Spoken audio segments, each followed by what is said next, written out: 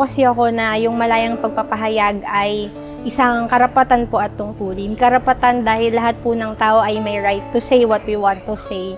And tungkulin kasi kailangan po natin protektahan din yung ibang tao. You should not harm other people. Kaya po, I believe na yung malayang pagpapahayag ay limitado lang siya dun sa mabuting paraan. So, ayun.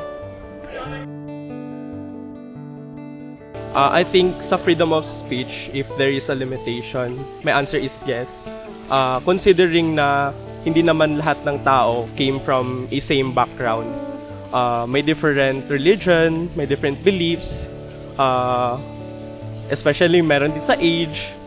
Hindi fixed point yung, kumbaga yung human mind. Napaka-complex ang human mind para sabihing may iisang opinion yung isang tao.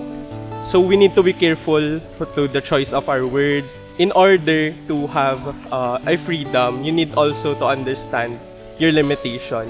Baka kasi hindi naman masasabing freedom yan if may na-compromise na ibang tao. You also need to exercise your right and also how to exercise the right itself. Ganun lang.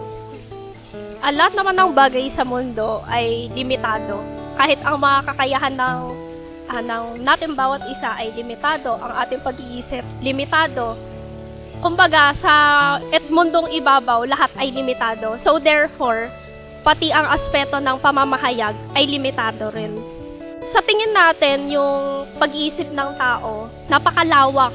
Kahit yung sobrang taas na kabundukan or kalangitan, sa sobrang lalim ng karagatan, sa sobrang lalim ng pagsasalita natin at mga pagpili natin ng salita, akala natin kaya nating abutin lahat.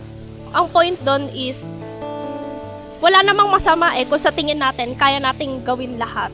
Kung meron tayong freedom para ihayag ang sarili natin, meron ding freedom ang bawat isa na maging safe, na mapanatili natin sa bawat isa yung humanity.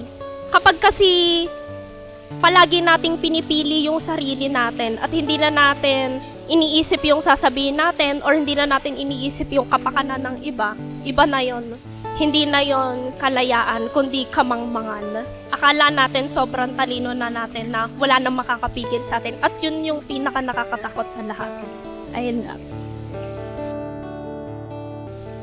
Para po sa akin, may limitation tayo. Although, tama naman na may freedom of speech tapos may sarili-sarili naman talaga tayong opinion. The fact na, syempre, yung speech na sinasabi natin, may times na nakakasakit na hindi natin alam.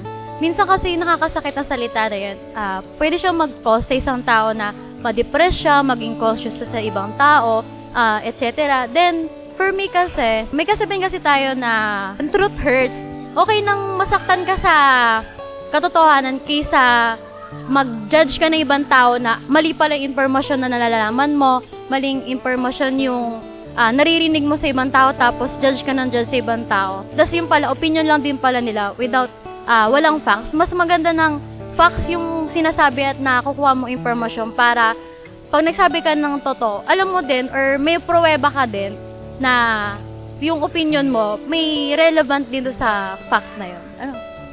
Para naman po sa akin, syempre, mahalaga naman po talaga sa atin lahat na magkaroon ng malayang pagpapahayag po ng ating mga saloobin. Pero syempre, kailangan po natin bigyan ng limitasyon yung mga sinasabi natin. Katulad nga po ng sinabi niya na merong mga salita na maaari nating masabi sa kanila na makasakit ng damdamin nila. So yung pagbibigay ng limitasyon sa mga sinasabi natin, syempre kailangan nating alalahanin yung mga damdamin ng bawat isa, at saka yung mga sinasabi natin kung yung nasasabi ba natin sa yung mga pinapahayag ba natin is magiging tama at sa magiging mali sa iba, sa paningin ng iba, na kailangan nating maging masusi sa ating mga sinasabi at sa mga sinasambit.